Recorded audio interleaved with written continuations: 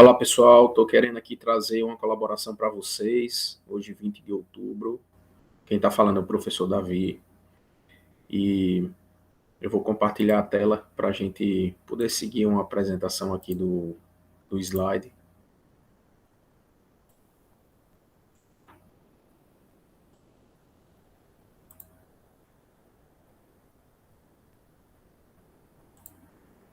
Bom, minha apresentação de hoje, ela versa sobre uma reflexão em relação à geografia, à realidade escolar contemporânea, avanços, caminhos e alternativas. A gente, de certa maneira, enquanto professor, a gente tem aí a tarefa de ensinar geografia, pensando na escola básica, uma angústia que permeia os professores, é como motivar o aluno e convencer da importância da geografia para a vida dos alunos. Eu acho que nessa pergunta a gente já tem aí um indicativo também de resposta. Como motivar o aluno, de certa maneira, é mostrar a importância da geografia para a vida dos alunos. Então, esse direcionamento de mostrar que o nosso cotidiano está cheio de geografia, e isso pode se fazer através das perguntas geográficas, isso já nos dá aí, vamos dizer assim, uma maior motivação ao aluno, porque essa motivação ela vem com a capacidade que a gente tem de, vamos dizer assim, de criar significado e ampliar o significado da geografia, do nosso cotidiano em relação às coisas que a gente faz. Quanto maior o significado, e esse significado tendo uma importância para a gente, ele aumenta também a nossa motivação diante do conteúdo. Então, o professor, ele de certa maneira, ele fica ali na busca de encontrar caminhos para propiciar o interesse coletivo. Nesse momento, a gente pode fazer uma reflexão de que o aluno e a motivação para a aprendizagem envolve aí três contextos, né? Vamos dizer assim, o professor, o meio, que vai envolver tanto o meio que os alunos vivem no seu cotidiano, como também a instituição, a escola em si, o que é que essa escola oferece ao aluno, e o aluno. O aluno com a relação com o meio, o aluno com a relação com o professor, e o aluno também com a relação com os colegas. Bom, em relação à questão do professor, a gente tem que ter em mente também a sua formação, a importância da formação do professor para a sua pedagogia. E aí eu falo da sua formação, que seja uma formação, vou até marcar o tempo, pessoal, também para não demorar tanto, fazendo vídeos mais curtos, tá? A sua formação, ela tem, no mínimo, dois componentes. Um componente mais teórico, robusto, que vai entender da formação do pensamento geográfico, da própria ciência geográfica, seu objeto de estudo, a teoria, método, e a formação também pedagógica, didática, de como tratar esse conhecimento, como forma de transmitir esse conhecimento, de problematizar esse conhecimento. Então, sempre esses dois caminhos aí dialogando, tá, pessoal? Não vê isso de forma separada, geografia acadêmica de um lado, geografia escolar de outro. Só que uma coisa que eu quero pontuar é que esse professor, ele deve sempre buscar uma formação permanente. Isso é uma característica de um professor que realmente se preocupa com sua formação. Então, uma das profissões que nunca termina é a profissão do professor. Sempre tem alguma coisa para a gente aprender, para a gente colaborar, para a gente avançar. Então, isso para mim é uma coisa que motiva muito enquanto professor. É pensar que mesmo eu estando na universidade, mesmo tendo feito especialização, mestrado, doutorado e mais na frente pós-doutorado e outro pós-doutorado, sempre tem alguma coisa para a gente aprender e avançar naquele conhecimento, naquela compreensão. Uma coisa também importante, e o que a gente não vê, infelizmente, o professor ele vai para a educação básica, e essa parte de formação continuada, às vezes, fica meio que parada no tempo, o professor se desmotiva por N fatores que, claro, com suas razões, não tiram as razões da desmotivação do professor no cotidiano escolar, mas, de certa maneira, essa formação continuada, ela um pouco que fica a desejar. Então, essa é uma perspectiva que deve ser sempre motivada pela instituição, pelo próprio professor, para que esse professor ele continue sempre buscando mais conhecimento e um melhor aperfeiçoamento. Outra coisa também é em relação ao meio. Como é que a escola pública ela lida com a questão do conhecimento, desde da formação pedagógica desses professores, porque podem oferecer cursos, é, também em relação à própria maneira que a educação ela é colocada pela instituição, com gincana pedagógica, ou iniciação de pesquisa científica, semana científica, eventos que mobilizem a comunidade escolar em torno de alguma, vamos dizer assim, algum objetivo maior. Então, a escola ela tem esse papel. Né? A gente tem muita escola modelo, escola profissionalizante, outros tipos de escola e alguns modelos que a gente tem em relação à universidade pode ser inserido também na escola.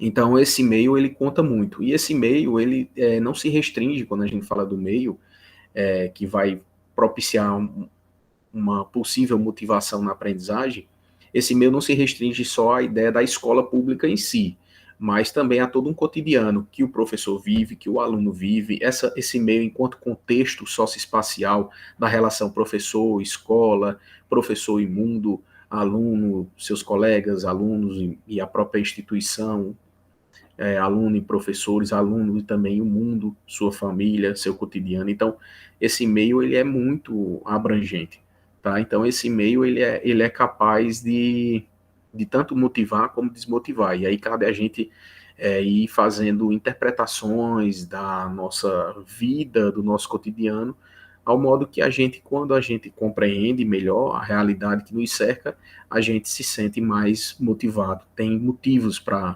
continuar, para vencer, para lutar.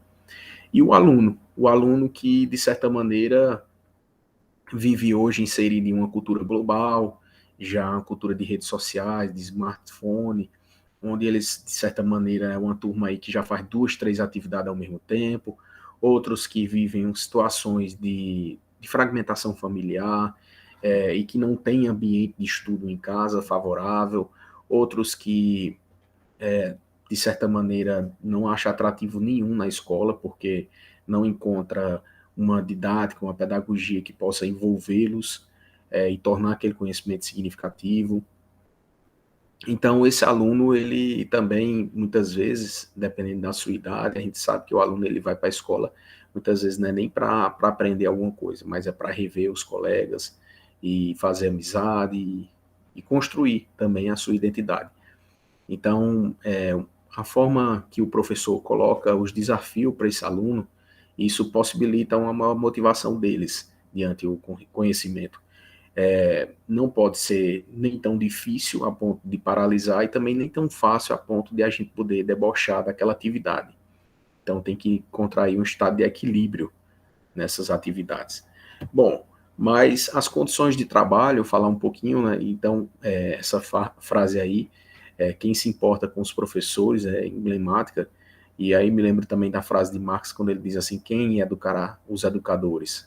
As condições de trabalho, elas não são vamos dizer assim, as melhores. A escola pública, ela tem perdido alguns investimentos, falo da escola pública em todos os níveis.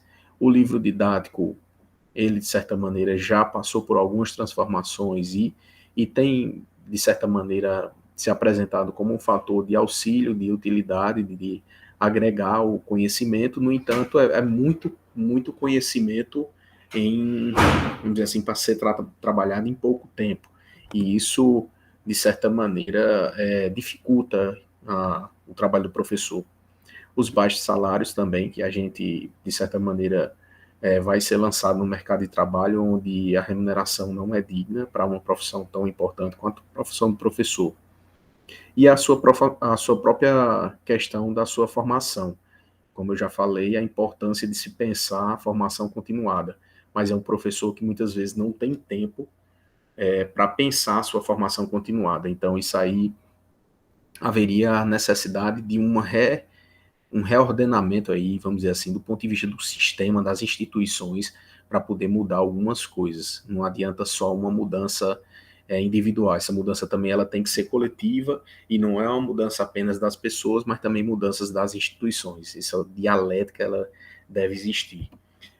Bom, em relação a aprendizagem em geografia, eu relendo, né, o texto da Alana de Souza Cavalcante, ela traz a contribuição da gente poder ensinar a geografia através do espaço geográfico, que é o seu objeto de estudo. Então, ensinar a experiência humana através do espaço geográfico.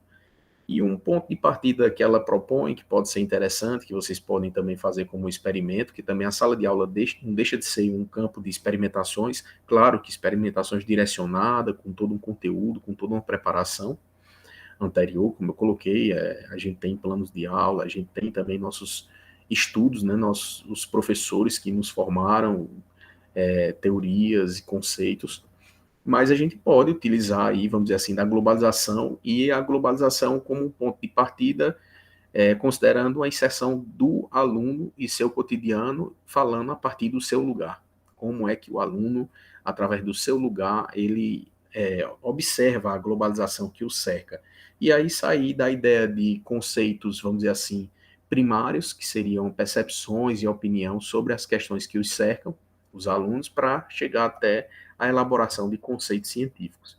Então, dessa forma, recomenda-se apontar evidências do lugar não só como localização de algo e como experiência cotidiana, familiar, identitária, tá corrigindo aí, identitária, mas também como instância que permite perceber diferenciações, fazer comparações e compreender processos que evidenciam as relações entre o local e o global. Então, você parte do cotidiano do aluno, parte de perguntas para poder ensinar conceitos e fazer relação entre o cotidiano local e as questões que a globalização, de certa maneira, interfere nesse local, nesse lugar. E como esse lugar ele se relaciona com o global. É aquele conceito de Milton Santos, por exemplo, agora lembrando, de ordem distante e ordem próxima. A ordem próxima é esse cotidiano, esse lugar que tem suas peculiaridades, singularidades, e a ordem distante, que é a ordem global da Divisão Internacional do Trabalho. Então, assim, algumas palavras a gente pode falar e tudo bem, mas é buscar trazer do simples ao complexo. Bom, e aí eu quero falar um pouco em relação ao ensino com base na formação de conceitos. Formação de conceitos pressupõe encontro e confronto entre os conceitos cotidianos, como eu falei, o que se apresenta na percepção dos alunos e os conceitos científicos. O professor ele deve captar esse significado que os alunos dão aos conceitos científicos e trabalhar isso dentro de uma forma de aprimoração da compreensão sobre aquele fenômeno. Então, essa é uma perspectiva. E aí eu quero trazer uma colaboração da professora Sandra Lecione para a gente pensar, e aí, professor, o que são conceitos? Essa é uma boa pergunta, e eu busco, de certa maneira, trazer observações, são 7 observações sobre os conceitos, e quem sabe em outro momento a gente também trazer alguns elementos para pensar melhor ainda o ensino sobre os conceitos. Mas eu indico no final desse encontro uma bibliografia para vocês poderem também se aprofundar no tema. Uma primeira observação sobre a questão do conceito é que a construção de conceitos é um exercício do pensamento sobre o real. E esse real existe independente de pensarmos sobre ele ou termos conceitos acerca dos objetos do real. Então, o conceito, digamos, de cadeira, independente de eu, Davi, o indivíduo em si existir, o conceito existe. O conceito de espaço geográfico, de território, de lugar, independente da minha existência em si, como pessoa e indivíduo, ele já existe na realidade. E aí, o que é que a gente quer com isso é que perceber que o conceito é uma forma de reflexo dos objetos. E esses conceitos, ao mesmo tempo, objetivo e subjetivo, eles têm também uma conotação objetiva, porque os conceitos buscam, de certa maneira, uma regularidade, o que é que faz, digamos, uma folha ser tecida enquanto folha e se apresenta como regularidade em todas as folhas, o que há em comum, o conceito de ser humano é buscar o que há em comum em todos os seres humanos. Apesar de buscar esse comum, ele tem uma perspectiva subjetiva que é como a gente também entende. Toda a realidade, de certa maneira, tem esse traço de objetivo e também o traço do subjetivo. Uma quarta observação em relação ao conceito é que não há identidade entre o conceito e o real ao qual ela se refere, porque nenhum conceito é capaz de conter toda a riqueza do real. Em síntese, o conceito, por mais que busque se aproximar da realidade, não traduz a intensidade da realidade, não traduz a totalidade da realidade. Então, o conceito é uma aproximação entre o real e aquilo que ele se refere. Outra característica também é que o conceito ele existe em movimento. O conceito ele é construído numa dada época e pode, com o avançar da sociedade, com as mudanças socioespaciais, esse conceito ele também pode se alterar. Outra característica também é que os conceitos eles sempre se encontram de forma, vamos dizer assim, conectada entre eles em relação com outros conceitos. É como se eu desse o exemplo do número 4, eu conceituasse o número 4. No entanto, esse número 4 guarda relação com outros conceitos. Para entender o 4, eu tenho que saber que existe o 1, o 2, o 3, os numerais, os números. Então, é a mesma forma quando eu falo do conceito, digamos, de rua, que guarda relação com estrada, com praças, caminhos, cidade, etc. Então, os conceitos, eles têm uma relação também com outros conceitos. E uma sétima observação é que o conceito ele não existe uma definição. Aí fica interessante você perceber que o conceito ele não é igual à definição. A definição, vamos dizer assim, é você trazer o conceito em uma frase. O conceito ele é explicado, eu gosto desse exemplo, que fica fácil de vocês perceberem. O conceito de espaço geográfico Hamilton Santos é tratado num livro, A Natureza do Espaço, em mais de 300 páginas. A definição do conceito de espaço geográfico pode ser dada em uma frase. É um conjunto indissociável, contraditório e combinado entre sistema de objetos e sistema de ações. Esse é o conceito de espaço geográfico de Milton Santos para a natureza do espaço. Só que a explicação do conceito, ela envolve aí mais de 300 páginas, envolve teoria, método, etc. Então você pode traduzir um conceito em uma definição, mas o conceito ele não é a definição em si apenas.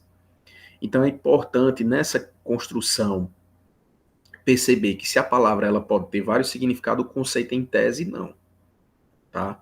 A não ser que seja um conceito de espaço geográfico em Milton Santos é uma coisa e o conceito de espaço geográfico em Marcelo Lopes de Souza outra coisa, em Ana Família outra coisa. Aí sim. Mas o conceito que esses autores apresentam em si, eles devem ter coerência na forma de elaboração do conceito.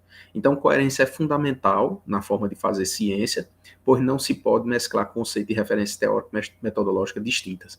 Daí, quando a gente vai tratar o cotidiano dos alunos, a gente, ao perguntar esses, vamos dizer assim, a percepção deles de alguns conceitos do cotidiano, fazendo uma ponte aí com a globalização, etc., a gente poder, através de nossas perguntas, ir mostrando a eles as incoerências, e aí eles avançarem para chegar num conceito científico que, de certa maneira, é uma exigência de um conceito científico, a coerência. Tá? Então, essa é uma primeira colaboração aí para vocês, vamos dizer assim, nesse aspecto específico, e que espero aí no fórum algum comentário, alguma coisa que vocês possam também colaborar. Um grande abraço, e aí indico para vocês esse texto da Alana de Souza Cavalcante, que ela fez a tese de doutorado dela e estudou Vygotsky, e traz uma relação entre cotidiano, mediação pedagógica e formação do conceito, com base, né, em uma contribuição de Vygotsky, pensando no ensino de geografia. Obrigado, pessoal, e até uma próxima oportunidade.